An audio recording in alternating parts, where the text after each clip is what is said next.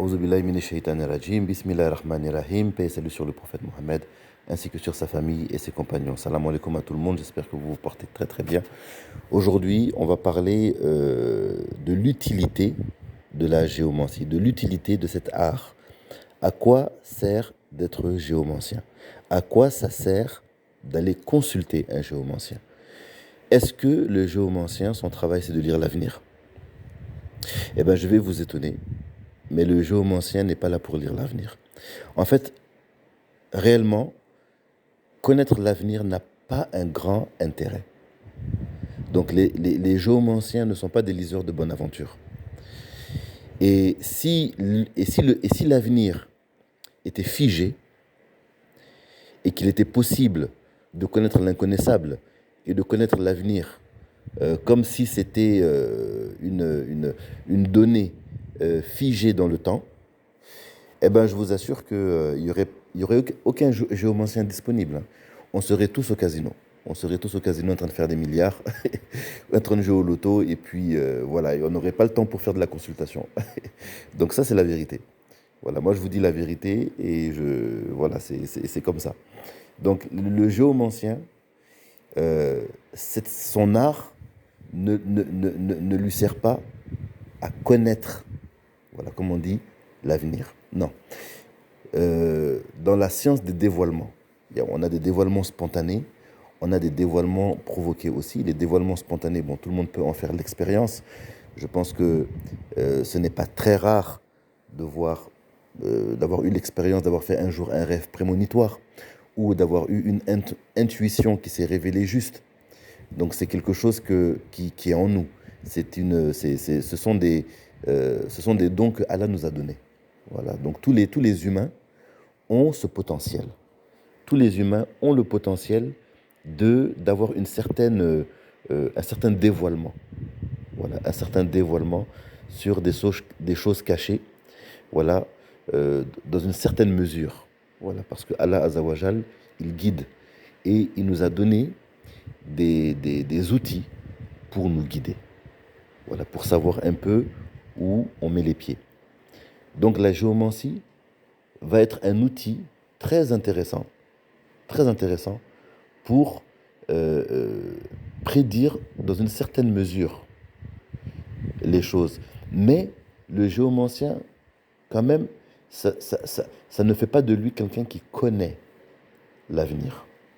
Et je vais vous expliquer un petit peu la nuance, la subtilité derrière ça. En réalité, connaître l'avenir n'est pas si important que ça. Ce qui est important, c'est l'instant présent.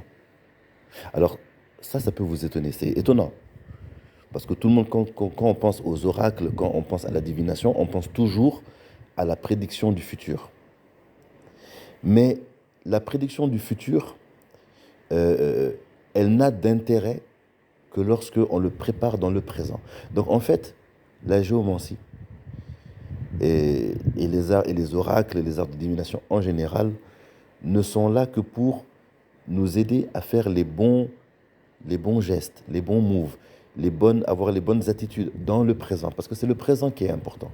On dit dans la tradition soufie que le soufi est le fils de l'instant. En réalité, il n'y a rien de plus important que le présent. Il n'y a rien de plus important que le présent. Donc, souvent, il y a on vit certaines épreuves, où on est confronté à certaines menaces, ou alors on espère sur certaines promesses. C'est à ce moment-là que la géomancie va être intéressante. Voilà, pour nous aider à faire de bons choix. Voilà. Souvent, on peut être dans l'erreur sans le savoir. Eh bien, la géomancie peut nous aider dans ça. Souvent, on peut faire un mauvais investissement ou ne pas voir la réalité telle qu'elle est exactement.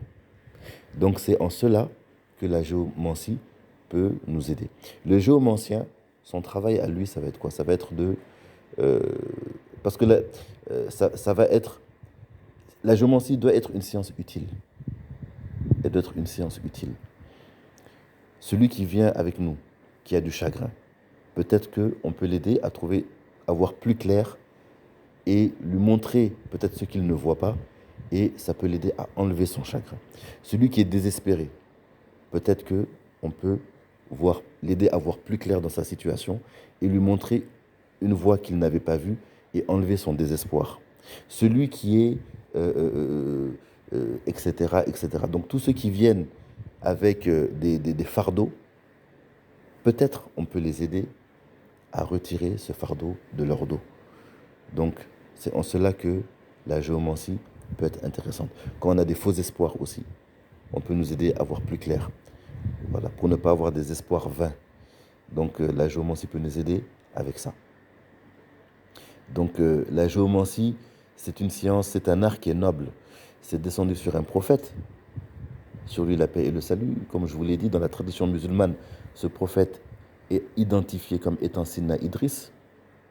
Donc c'est une science qui n'est pas venue pour avilir les hommes, vu qu'elle est tombée parmi les plus nobles des hommes. Donc c'est une science qui a été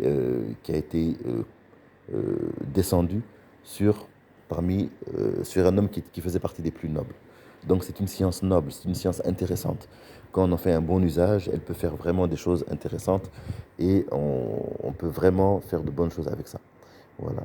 Et ce qu'on peut dire aussi, c'est que vous savez, dans la spiritualité soufie, il y a une chose que nous savons, c'est que tout ce qui est dans le spirituel finit par se manifester dans le monde matériel.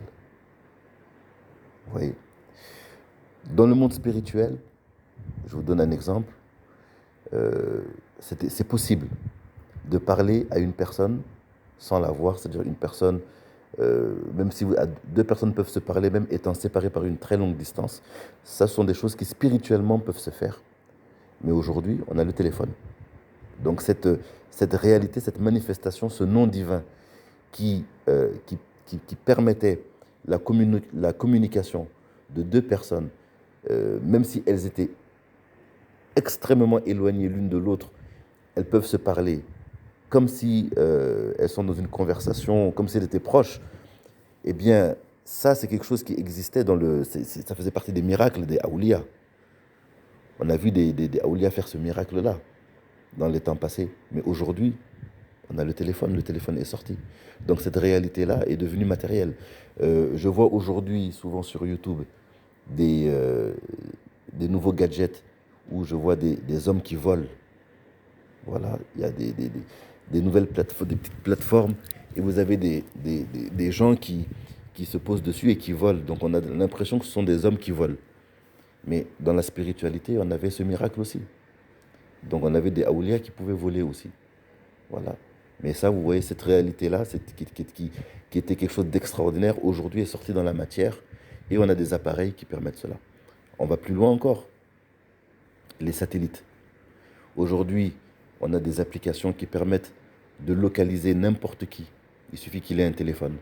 On peut le localiser, ça prend quelques secondes. On peut savoir exactement où il se trouve au mètre près, grâce aux satellites. Bien, vous voyez, ça c'était une connaissance qui était possible. On pouvait avoir ça, cette connaissance-là. On avait des outils spirituels pour ça. Et aujourd'hui, ça s'est sorti dans la matière. Donc c'est devenu quelque chose que la technologie nous permet de faire. Voilà. Donc tout ce qui est spirituel, à un moment donné, se matérialise. Voilà. C'est comme si Allah Azzawajal manifeste ses noms, manifeste ses attributs, et on est témoin de cela. Subhanallah. Et la géomancie, c'est une science, comme je vous dis, extrêmement ancienne. Et ce que la géomancie arrive à faire, ce qu'on arrive à faire avec cette science-là, on a des outils technologiques qui permettent de faire ça. Par exemple, avec la géomancie, on pouvait localiser une personne. Ben aujourd'hui, avec des applications, on arrive à le faire. Avec la géomancie, on pouvait décrire, avec la géomancie, on peut décrire certains événements qui ne se passent pas devant nous. Ben, aujourd'hui, on a des outils pour le faire. Avec Internet, et les vidéoconférences, etc., etc. Donc on a ces choses-là. Donc la géomancie, c'est une technologie spirituelle, c'est une technologie, c'est un art, c'est une science qui, qui peut être très utile, qui peut être extrêmement utile si on sait bien l'utiliser, et qui finalement se conjugue un peu à notre époque avec tous les outils technologiques que nous avons. Voilà. Seulement, ça reste quelque chose d'étrange, de spectaculaire, parce qu'on ne comprend pas comment ça fonctionne. On ne comprend pas, mais je suis sûr que, et ça c'est une intuition personnelle, je suis sûr que avec les progrès que l'on fait dans la science quantique, dans la physique quantique et dans les sciences associées, je suis sûr que peut-être dans quelques années, on trouverait une explication très logique à cela. Voilà. Mais aujourd'hui, on sait que notre intuition, ce que nous avons en nous, voilà, en nous, ce que nous avons, la géomancie permet de le lire. Voilà, c'est en ça que vraiment c'est utile. Et si on l'utilise bien, eh bien, on peut faire de bonnes choses, on peut donner de très bons conseils. Euh, Moi, depuis que euh, chaque fois que j'ai pu l'utiliser, grâce à Dieu, vraiment, les conseils que j'ai pu donner, vraiment, alhamdulillah, ça, j'ai vu des effets très, très positifs, que ce soit dans ma vie ou dans la vie des gens à qui j'ai fait les conseils. Tout cela grâce à Dieu, alhamdulillah. Donc, quand c'est bien utilisé, vraiment, on peut faire de bonnes choses avec ça. Voilà, donc je vous encourage, Inch'Allah, si c'est des choses qui vous intéressent, voilà, à regarder ça. La divination, c'est un domaine très, très, très, très large. En islam, on a beaucoup de manières de regarder. Moi, la géomancie n'est pas la seule manière avec laquelle je regarde. Il y a d'autres manières de regarder. On peut regarder avec le chapelet, on peut regarder avec la basmala, on peut regarder avec, avec le nom du prophète Mohammed sallam écrit, on peut regarder avec le Coran. Il y a plein de manières. Il y a l'istikhara que le prophète Mohammed sallam nous a donné. D'ailleurs, il y a une différence entre le istikhara et la divination. Je ferai une audio sur ça, Inch'Allah. Et donc tout ça, ce sont des outils que Allah a mis entre nos mains. Voilà, à nous maintenant de bien les utiliser. Voilà, à nous d'en faire un bon usage. Voilà, c'est ça. Donc c'était l'audio de la journée. Voilà, je vous souhaite une très très bonne journée. Et voilà, n'oubliez pas de vous abonner. Si jamais vous voulez une consultation, il y a le lien voilà, en dessous dans la description. Ça fait plaisir. Et je vous souhaite une excellente journée à vous, à vos familles. Salam alaikum.